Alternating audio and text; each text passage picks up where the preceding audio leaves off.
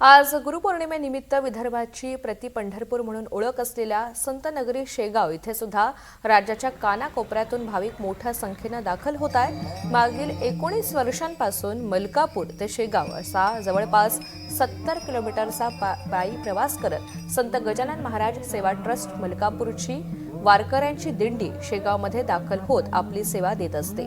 यामध्ये महिला आणि पुरुष असे जवळपास 900 ते 1000 वारकरी सहभागी झाले। मंदिर परिसरामध्ये गणगण गणात बोतेचा जयघोष पाहायला मिळाला। याचाच आढावा घेतलेला आहे आमचे प्रतिनिधी अमोल सराफ यांनी। पाहूयात।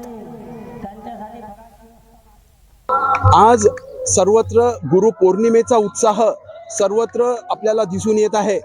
अशातच संत नगरी शेगाव येथे थेट मलकापूर येथून जाणारी ही श्री संत गजानन महाराज यांच्या पायदळ वारी जे इथले जे भक्त मलकापूरचे करत असतात ते इथे आता पुढे शेगावामध्ये आता काही वेळानंतर इथे पोहोचणार आहे। आपल्यासोबत थेट ते जोडले गेलेले आहे। माऊली सांगा की आज गुरुपौर्णिमा आहे आणि कसं आपण पाहता?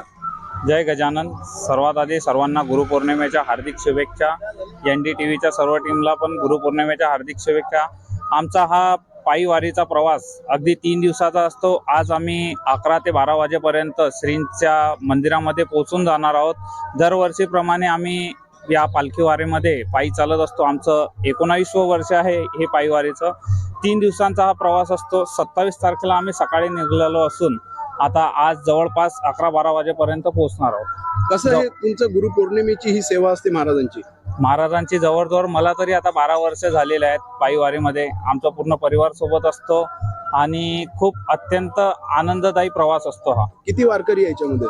आता जवळजवळ 900 वारकरी सोबत आमच्या चालत आहेत पायी। महिला आणि पुरुष मिळून सर्व 900 वारकरी सोबत चालतात।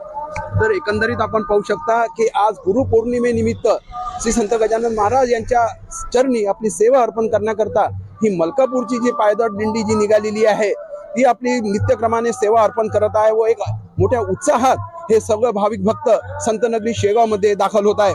अमोल सराफ, NDTV मराठी, बुलढाणा।